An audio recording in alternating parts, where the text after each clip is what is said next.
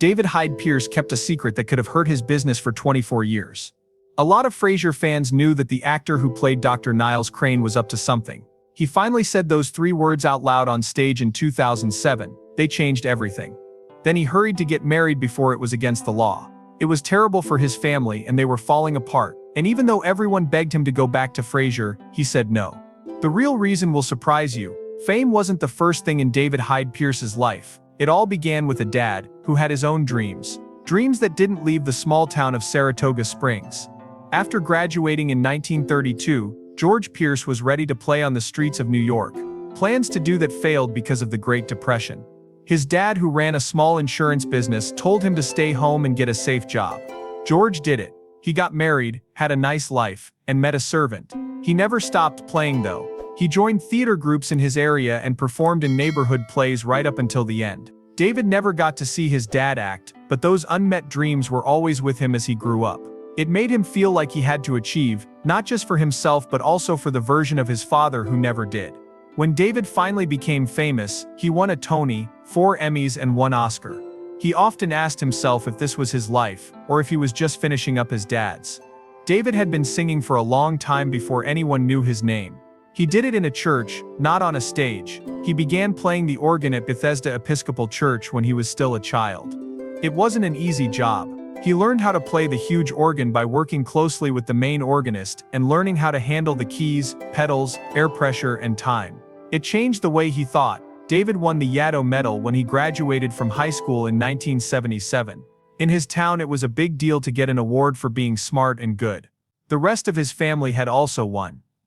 David was still shocked. He believed it would not occur to him, not just because he was the youngest, but also because he didn't fit in. It was a secret. He wasn't sure where he fit in, and was questioning his sexuality. A small town in the 1970s, he didn't tell anyone. There was always this quiet voice of doubt, even though he did really well in school, singing and theater.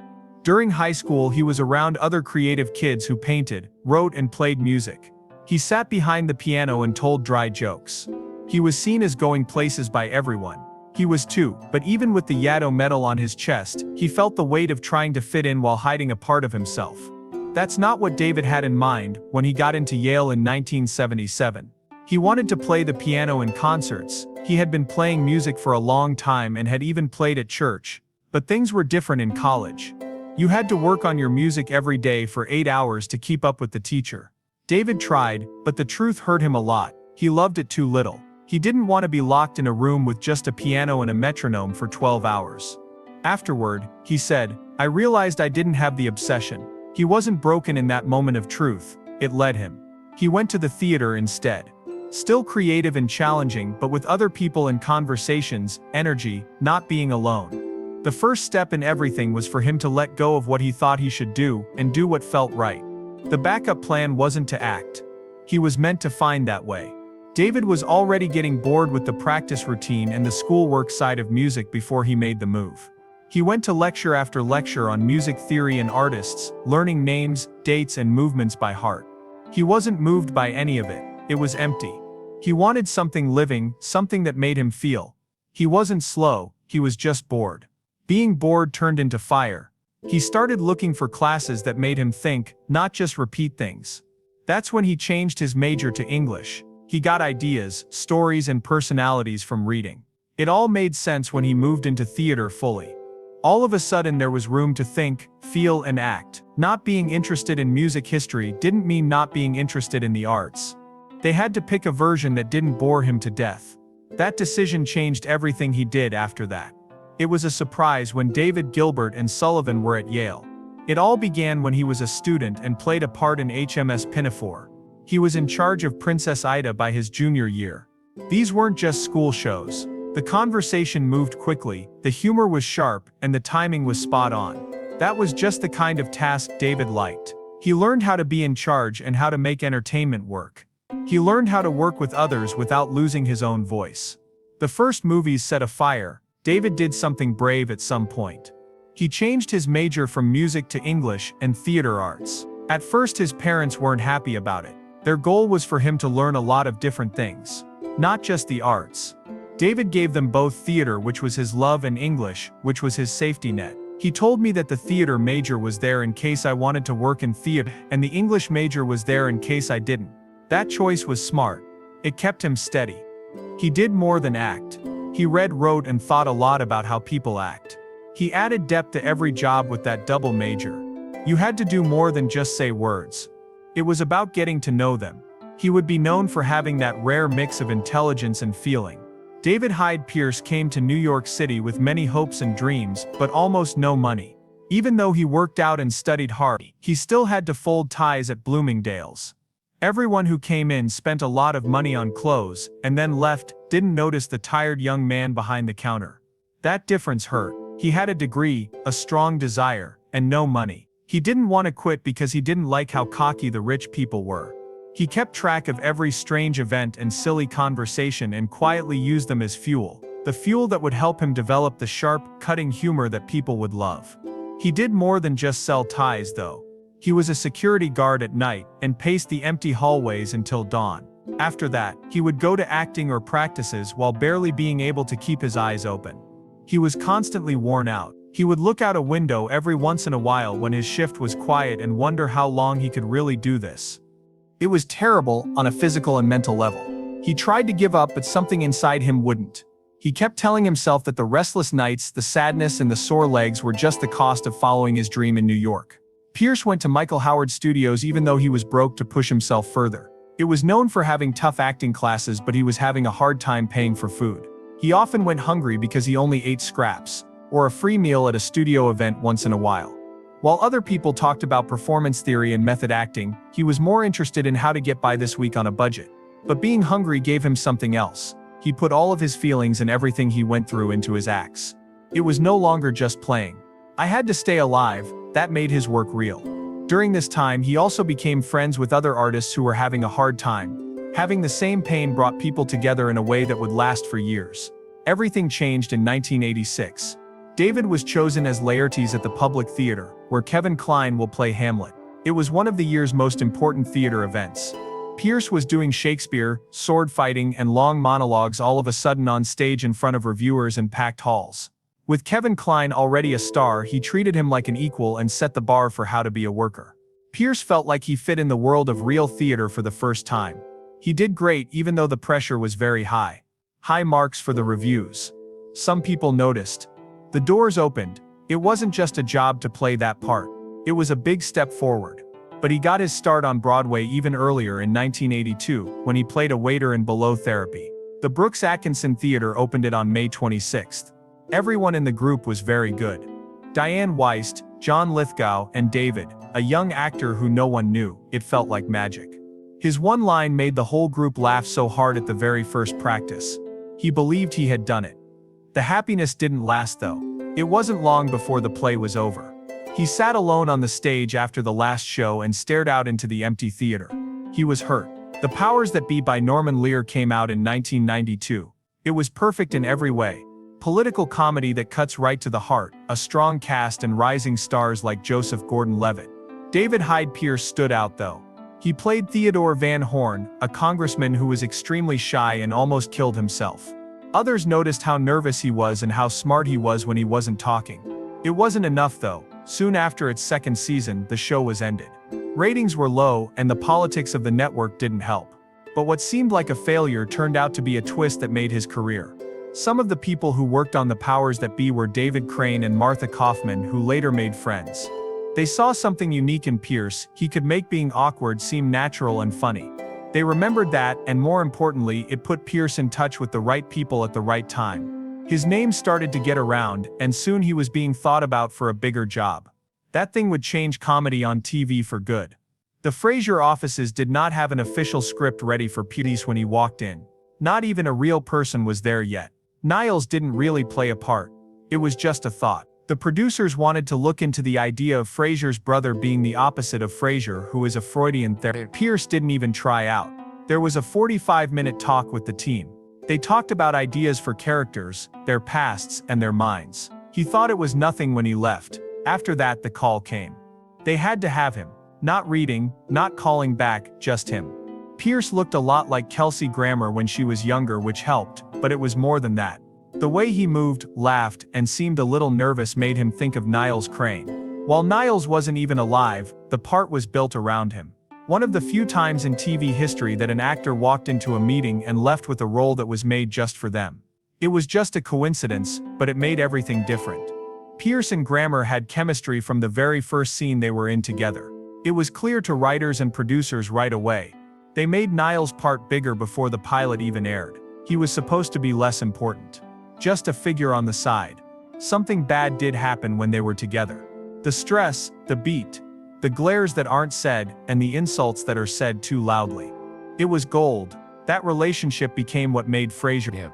A lot of shows, especially fan faves, were built around the brothers' passive-aggressive fights and moments of love between them that happened by chance. It almost didn't happen though. Executives at NBC were not sure. They thought Pierce put on too much of a show. He was an actor who had studied at Yale and had a long history in the theater. That made them nervous. In the early 1990s, TV shows were moving toward more relaxed real-life acts. But the people who make Frasier fought back. They had faith in him. They knew that the way he spoke wasn't a flaw. It was his secret tool. They were right too. Niles had a unique style that no one else could copy because of the way he painted. What made Niles stand out was the same thing that the network was afraid of. He made history with his win at the Emmys. 11 awards in 11 years. One for every fusee in 1995, 1998, 1999, and 2004 he won 4 times. That amount of regularity is very rare. He was up against big names like Brad Garrett, Peter Boyle, Sean Hayes, and Jeffrey Tambor. Still, he kept getting better. But having that kind of streak means you have to work hard. Every year people had bigger hopes. In September 2004, when he won his 4th Emmy, he made a joke. They say comedy on TV is changing. Please call me when it changes back. Joking aside, I was tired. Some of that stress came from the way Pierce worked. He did more than just read lines. He was obsessed. Late at night, he rewrote things in his head. He came with a lot of notes. He argued with writers about how to deliver lines. He did scenes over and over again. He was very careful with every pause, breath, and eye movement. It was hard on me. It took more work to do less on the computer. It looked like it was easy. Only because he worked on it for hours. From season to season, it was both a gift and a responsibility. He would go very far, as shown in one scene. Pierce did a 7-minute scene where Niles tries to iron his pants before a date in season 6, episode 14, 3 Valentines. The scene was mostly quiet. Really bad things happen. First he sets fire to the pants, then the couch. After that, the whole flat almost goes up. It was funnier than funny when you move around. There are no words, just chaos. It took 47 takes to get that scene right. Pierce was very strict about doing everything the right way. Because of the risk of fire, it wasn't shot with real people there. It's strange that the Golden Globes didn't like him as much as the Emmys did. He was up for the award 5 times, from 1995 to 1998, and again in 2001. He never won. Fans didn't understand. The critics were mad. Everyone who saw the show liked it. So why the frosty look? Some said that Globe readers didn't get his subtlety, some said it was politics. The snubs hurt no matter what the reason was. Pierce never said anything about it, but the Hollywood foreign press was very quiet about it. Pierce wasn't paid like a star even when he was at his best. Pierce made $1 million per episode, which is still a lot of money but a lot less than Kelsey Grammer's $1.6 million per episode in the last few seasons. Even though his part had grown to be half the show, he did this. Some fans thought the gap was rude. Pierce never complained in public. He paid attention to the art, but it's hard to miss. He worked just as hard on the show, made people laugh and won over just as many hearts. But it wasn't shown in the numbers. Pierce did something that no one saw coming in 2007. He got the Tony Award for Best Actor in a Musical for his role in Crowns. A murder happened behind the scenes in the show, which also had songs, jokes, and a lot of dance. It was also the last work that the famous songwriters John Kander and Fred Ebb did together. It was hard to play the part. He had to sing, dance, act, and be funny all at the same time. But he did a great job. Big players like Raul Esparza and Jonathan Groff lost to him. Pierce talked about his 25 years in theater, starting as a waiter in Beyond Therapy.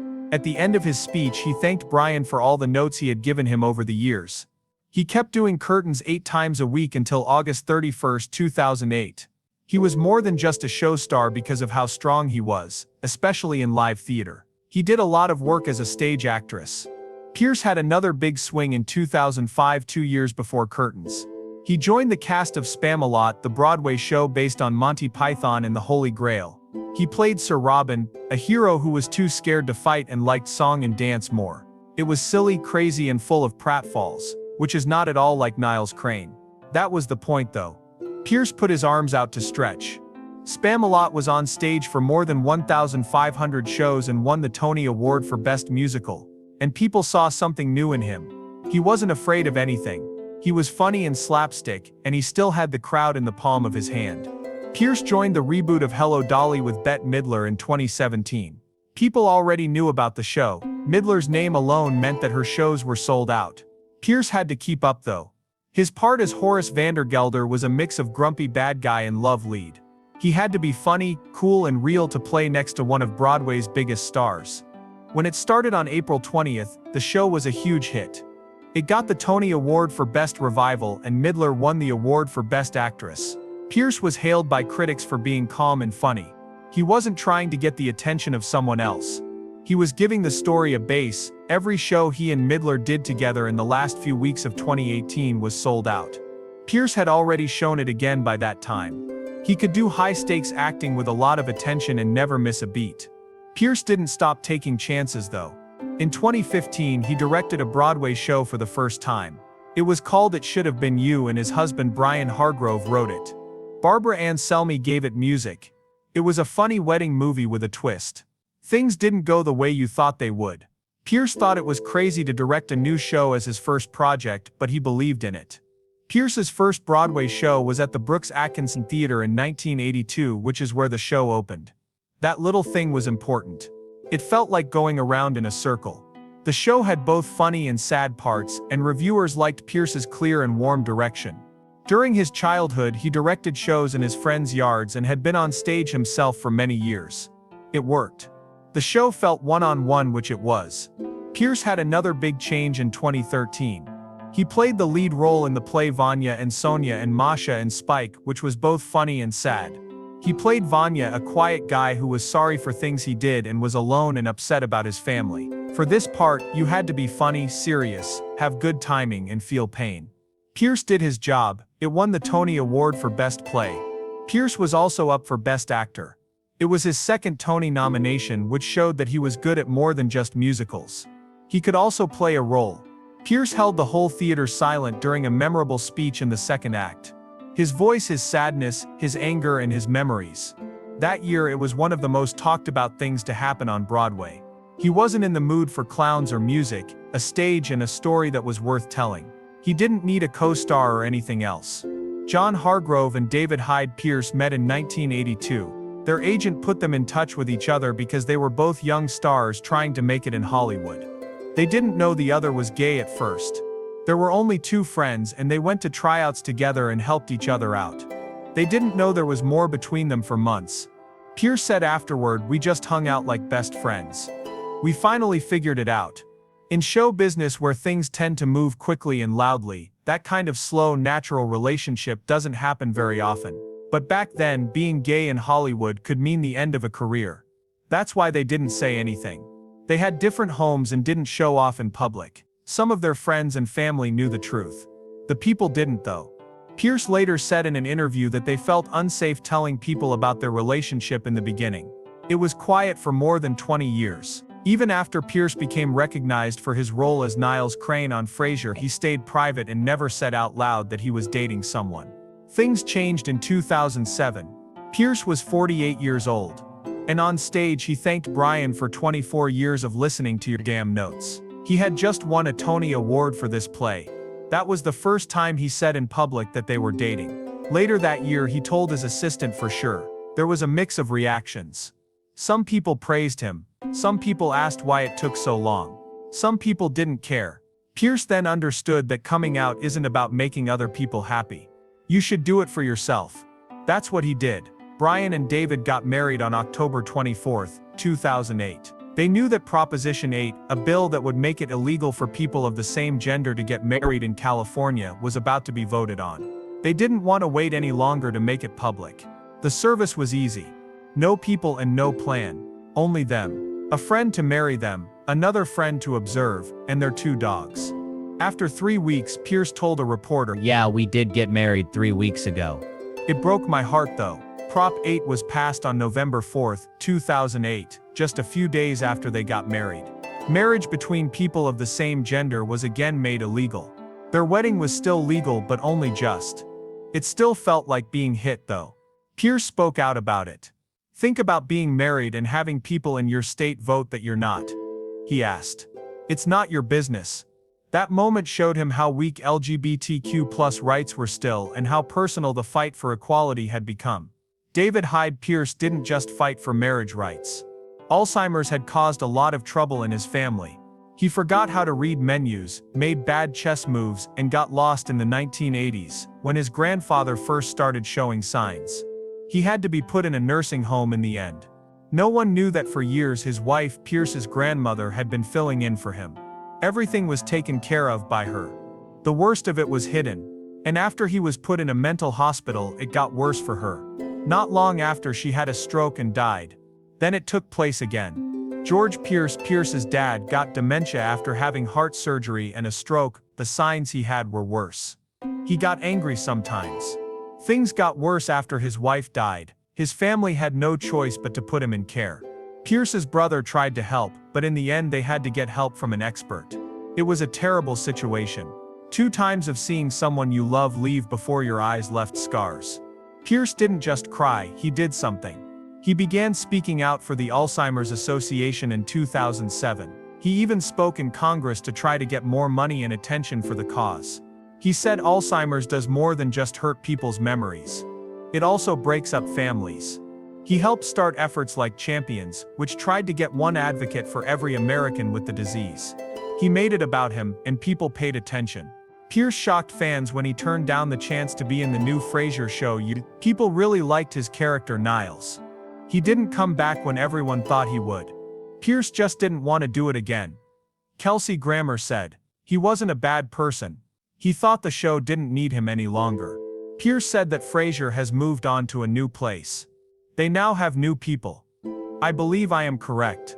Pierce explained that the new Frasier has different characters now and he thinks it's doing well.